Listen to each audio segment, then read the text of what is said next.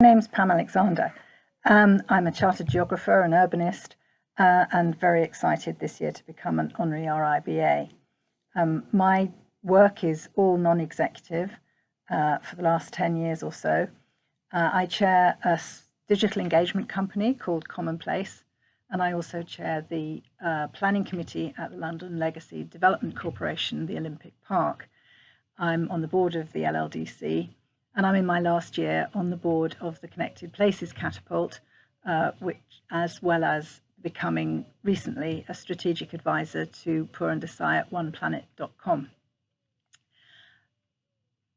I have been locked down longer than most because my husband contracted, we're fairly sure, COVID a week before everyone else locked down, and frankly I was terrified. He did everything around our flat, so everything was dangerous. I was scared for him and I was scared for me. And for 2 days I had a blinding headache and was just in complete panic. There were wonderful volunteers locally through Nextdoor who I organised to do my shopping, and my physio brought back sanity by grounding me and also by giving me part of what has been the best positive from the whole experience for me, which is regular exercise and stretch classes for a week, which I've even been doing here in the south of France, where we're lucky enough to be borrowing American friends' villa for most of August. Another huge bonus of lockdown.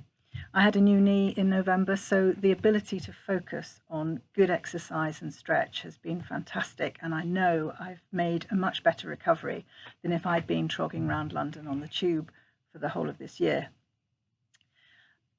In our businesses, the LLDC, of course, has had delays in our construction programme, and I have been chairing online planning committees, which has been an interesting experience. It's actually had a huge positive because many more local people have been engaged through our team's ability to watch our committee meetings than would ever have come to the office in Stratford. And I hope that's something that we will be able to retain, that community engagement, as we go forward into this quite uncertain future. At Commonplace, we've been very fortunate to have just secured in time a £3 million investment, which is enabling us to double the workforce immediately and hopefully treble it over the next 2 or 3 years. And we've also been able to offer a free service to local authorities to use our technology in their COVID response. For example, to identify where key workers live and where they need to get to work and organise transport accordingly. And that has been something we feel very proud of, and we've also benefited from in terms of new business. At the Catapult, we've seen the plan tech work that the Future Cities Catapult started 4 years ago leap forward a decade, as everyone has had to work out how to operate online. And of course, we see that going to be part of planning for the future, which is probably the biggest change we are now going to see, partly looking at how on earth we create the healthy, sustainable communities that we all now value so much, and how we do that in the context of a completely new planning framework, a completely new set of demands from people wanting better private space as well as better public space, and post-Brexit, an unknown economic impact.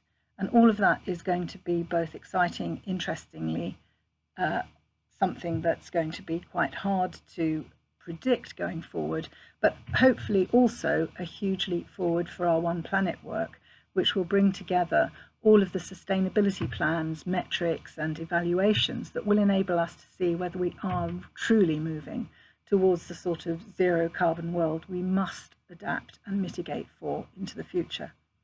Personally, I've been able to get my exercise. I've also loved singing regularly, first with Gareth Malone and then the Stay at Home Choir, and I'm very proud of The Armed Man, which will be on Classic FM on September the 6th, and we've really enjoyed and benefited from being part of that.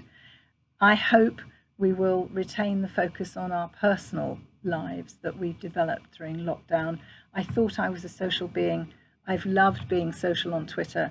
I've loved meeting up with friends who occasionally I would have only exchanged Christmas cards with. Being able to meet up online regularly has been fantastic. So I see a lot of positives, and I feel very lucky knowing how many people have struggled and faced real tragedy during this difficult time.